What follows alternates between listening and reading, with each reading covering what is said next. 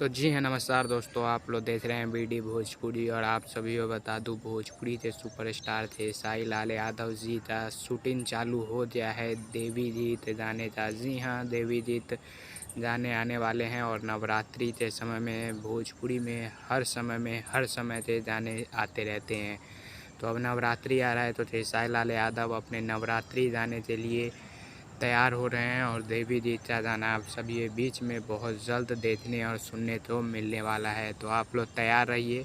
और अलग अलग चैनलों से अलग अलग गाने आने वाले हैं, अलग अलग एक्ट्रेस के साथ में, क्योंकि कई सारे साई लाल ने गाने शूट किए हैं, जो कि आप सभी ग्लोबल म्यूजिक जंक्शन से सारी म्यूजिक वर्ल्ड से और भी काफ़ी सारे चैनलों से देखने और सुनने को मिलने वाला है। तो देखते हैं इस साल कितने गाने आते हैं और कौन सा गाना टॉप पर रहता है।